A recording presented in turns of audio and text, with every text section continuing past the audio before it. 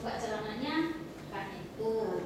Ya kita kalau sudah buka celana kan arahnya ada perdarahan lagi, otomatis ke situ. Nah kalau misalnya kasus ini terjadi di tempat bidang praktek misalnya, ini sementara keluarga ini kan mau nutup-nutupin, terus saya juga bingung waktu itu mau diapain, selesaikan secara keluarga karena nggak mau saya mau antar ke UGD sebenarnya, mau antar ke UGD sebenarnya waktu itu saya tawarkan, mereka menolak. Yang saya lakukan cuma karena saya lihat lecet memang, jadi perdarahannya itu dari lecet yang di Orisium vagina, saya deper aja waktu itu. Terus besok paginya dia telepon sudah nggak ada lagi perdarahan. Yang pasti anak itu sudah terkena tusul, bukan, ya tusuk, dan bukan terjatuh dari sepedanya. Nah, iya. Terus tidak lama lagi Bu, sebulan kemudian ada tantenya datang kebetulan periksa hamil. Terus dia sendiri yang ngomong, saya sudah lupa itu kasusnya. Terus dia cerita akhirnya itu diselesaikan secara kekeluargaan, yang pasti anak ini dijodohkan, gitu, dijodohkan supaya dia bertanggung jawab dari awal. Akhirnya mereka tahu sendiri bahwa anak itu sudah diinginkan sama kakak sepupunya. Jadi saya ingin kebetulan Budanung dan kita juga ini di sini untuk kasus-kasus yang kayak itu saya apakan gitu. Ini kan atau ya dan berarti kan tenaga kesehatan juga, atau sudah kita tanggap pun bisa kan tadi lapor ya, lapor. Kalau misalnya perlu visum berarti harus ke rumah sakit, tapi kalau keluarganya nggak mau diperiksa berarti langsung aja ke, mungkin kita lintas ke PKT atau PPT aja. Polisi boleh, ya, atau polisi juga bisa. Tapi masalahnya keluarganya nggak mau. Ini bidannya. Bidannya karena ini delik hukum. Kan kalau delik aduan, delik hukum. Delik aduan. Siapapun yang menemukan kasus kekerasan terhadap perempuan dan anak itu bisa melaporkan ke kepolisian. Untuk kemarin seperti itu, karena itu di situ di kepolisian juga ada bidang yang menangani. Oh, tapi ini karena ini tim, kita kan ini nggak ada sih, mungkin polisi masuk ke PKT atau PPT, jadi ke PKT atau PPT aja, ya gitu aja. Berarti harus ini supaya timnya ada kerjaan. Berarti kalau kita ini tim kan harus tahu dong polisi yang mana, kapan melengkapinya. Iya dong, harusnya Bu. Jelas. Bukan, itu kan tugasnya dari pemberdayaan perempuan Bu, untuk sosialisasi. Itu sebenarnya sudah ini kan diinformasikan gitu. Ya untuk sementara kan karena di lingkungan rumah sakit saya yang ada ya boleh dengan saya. Itu nanti ya gitu aja. Tiga itu aja. Kalau ke polisi langsung itu kalau mamanya keluarga keberatan untuk susah memang. Tapi kalau jadi nanti penanganan kalau ada tim kan, timnya itu kan lengkap, kan termasuk psikolog kan di situ kan ada psikolog. Nah nanti kan gimana-gimananya tuh nanti kan dibicarakan di situ ya, supaya ada kasus awal lah. Mungkin mereka juga belajar sebetulnya, tapi nggak apa-apa kalau nggak pernah ada kasus kan nggak pernah belajar nanti. Bu, mungkin dalam pelaksanaan pemeriksaan di UGD misalnya ada pengaduan gitu ya. Kadang-kadang kalau di UGD itu kan Bu, kalau ada kasus-kasus yang kayak gitu kan kita banyak orang di situ. Nah belum tentu yang sekian banyak orang ini kan mampu menjaga privasi, sementara itu sifatnya privasi sekali gitu. Dan kadang-kadang juga kalau misalnya yang satu dengar terus tiba-tiba datang wartawan, tiba-tiba ini kayak gitu kan, datang hal-hal yang bisa memalukan keluarganya gitu. Bagaimana kita mempersiapkan lokasi-lokasi pemeriksaan kita yang bisa menjaga privasi. Dan itu harus berwarna tersebut. Sudah ada belum tim KTA dan KTP di rumah sakit? Itu berarti harus buat tim dulu. Begitu ada tim, baru bisa ada kesepakatan PPT tempatnya. Rasanya begini Bu, kalau rumah sakit ini kan tugasnya itu tadi ya, tapi kayaknya nggak mungkin gini. Masalah yang ditangani di rumah sakit kan masalah medis. Medis itu semua orang medis bisa ngerjakan di rumah sakit karena memang tugasnya. Jadi nggak usah ada tim, siapapun, misalnya di UGD, dokter UGD siapapun bisa. Itu sudah tugasnya.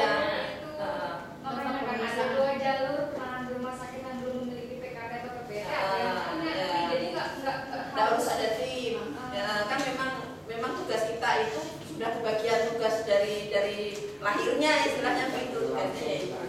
Hanya mungkin gini, kalau yang tadi masalah kerahasiaan sebetulnya nggak cuma kasus KPA aja, kasus-kasus yang memerlukan visum pun perlu kerahasiaan, ya kan? Cuma yang karena yang sebetulnya bukan KPA-nya, mungkin masalah kekerasan seksual itu yang lebih menarik ya. Itu Bu. Yang beritanya bisa lebih heboh. Ya. Tapi itu sebetulnya medis kan kita punya keharusan kan menjaga kerahasiaan kasus apapun. Jadi pintar-pintarnya dokter sama perawat aja mau cari ruangan yang tertutup, mungkin karena kita belum ada ruangan khusus ya Pak Fajar ya. Mungkin kalau yang harus tertutup ya, kalau mau ditangani di transisi boleh kan, kalau pas nggak ada pasiennya boleh ditutup di situ, diperiksa di situ, atau di ruang kebidanan kan. Untuk di anak kan bisa pasien lain suruh keluar dulu. Ya bisa gitu. Kalau untuk wawancara menjaga kerahasiaan juga rasanya kita walaupun kasusnya yang umum-umum juga rasanya harus rahasia sebetulnya kan. Cuma kalau yang ini biasanya orang lebih suka pasang telinga. Ya. Dan itu masalahnya Bu. Gosipnya lebih sip kalau ini. Mungkin nanti kalau ada pertanyaan setelah yang berikut ini ya, jangan pergi kemana-mana, tunggu yang berikut ini. Mohon maaf kalau ada kurang-kurang dan salahnya. Belum, jangan ini asal perawatannya sama yang lain-lain. Bentar. Terima kasih Diana yang telah memberikan penjelasan yang lebar.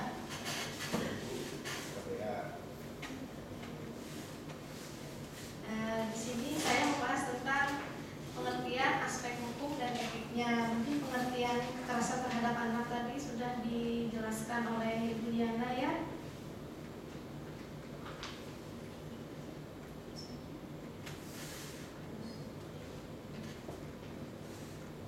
Nah, di sini dijelaskan pada pasal 1 Undang-Undang Nomor 23 Tahun 2002 tentang perlindungan anak. Di sini dijelaskan perlindungan anak adalah segala kegiatan untuk menjamin, melindungi anak dan hak-haknya agar dapat hidup, tumbuh, dan berkembang, berpartisipasi secara optimal sesuai dengan hak dan martabat kemanusiaan serta mendapat perlindungan dari kekerasan dan diskriminasi.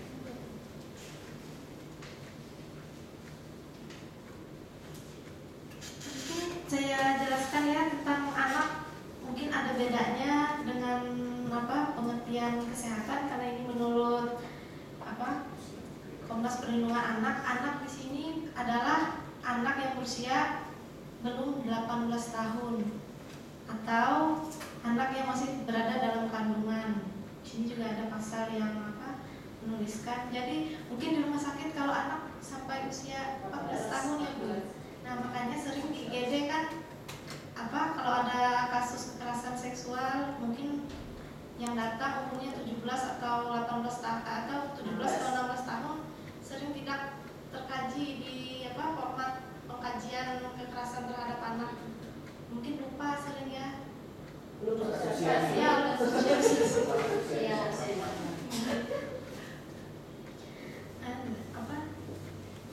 hak anak di sini bagian dari hak asasi manusia yang wajib dijamin dan dilindungi oleh orang tua, keluarga, masyarakat, pemerintah, dan negara. Hak anak harus tetap terpenuhi karena mereka sebagai penerus generasi selanjutnya, penerus bangsa. Faktor budaya yang paling mempengaruhi dari suatu masalah mulai dari kejadian dan pengertian kekerasan terhadap anak. Karena faktor budaya kan beda-beda. Kasar terhadap anak mungkin budaya dari suku lain kan berbeda dengan suku lainnya. Selama masih kekerasan di sini masih dalam porsi yang normal, mungkin bukan termasuk kekerasan terhadap anak. Kemudian semua tindakan dalam bentuk pengumpulan data, perlindungan dan peningkatan kesadaran masyarakat harus memperhatikan lingkungan budaya seperti saya bilang tadi. Ya, memperhatikan lingkungan budaya dari keluarga atau masyarakat sekitarnya.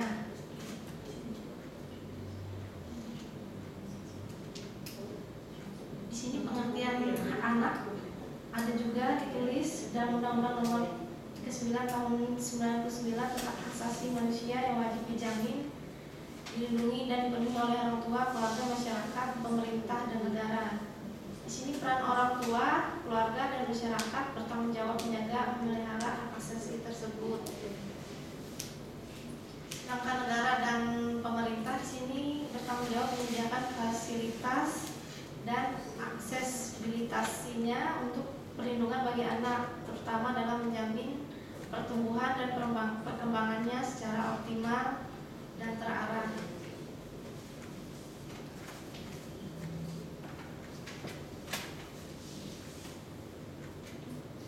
Ini pasal-pasalnya ya, mungkin agak sedikit panjang penjelasannya.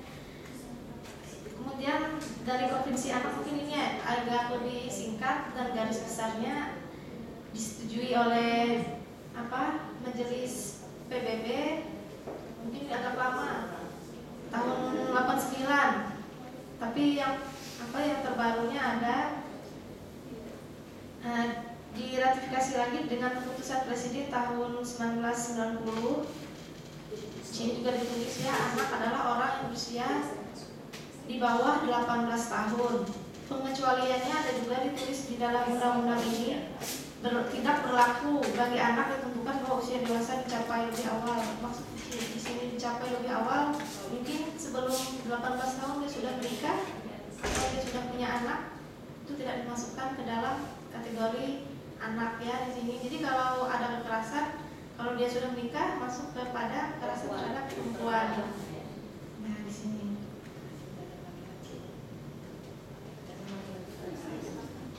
Ini sudah dijelaskan oleh Bu Diana tadi ya, kekerasan terhadap anak, mungkin kita lewati aja segala macam-macam atau jenis-jenis kekerasan terhadap anak yang menurut WHO sudah juga dijelaskan oleh Bu Diana. Yang ini penjelasan secara detailnya kekerasan fisik, maksudnya yang mengakibatkan cedera fisik nyata maupun potensial.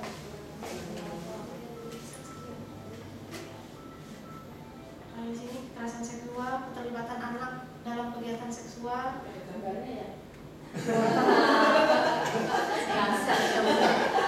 Susah orang dewasa. Kemudian aktivitas anak mungkin ya, aktivitas seksual antara anak dengan orang yang lebih dewasa yang seharusnya melindungi dia atau bertanggung jawab dengan tujuan kepuasan bagi orang dewasa tersebut, meliputi eksploitasi seksual, prostitusi, mungkin penjualan yang sekarang marak terjadi, pelayanan seks anak di bawah umur sering terjadi sekarang, termasuk dalam prostitusi, pornografi atau paksaan untuk melihat kegiatan seksual. Di sini kegiatan seksual seperti memperlihatkan kemaluan kepada anak. Mungkin ini waktu pengkajian yang kita dapat ya tentang data-data bahwa terjadi kegiatan seksual antara anak dan pelaku yang lebih dewasa. Kekerasan emosional, mungkin di sini agak kekerasan emosional ini agak nggak terlihat ya. Kekerasan emosional di sini gangguan kesehatan dan perkembangannya biasanya dengan sumpahan. Biasanya guru-guru di sekolah mungkin sering kalau terlalu marah dengan murid menyumpah murid. Orang tua di rumah juga sering di sini yang dimasukkan ke dalam kekerasan emosional. Lantaran kegagalan dalam menyediakan kebutuhan untuk tumbuh kembang di sini orang tua biasanya ya.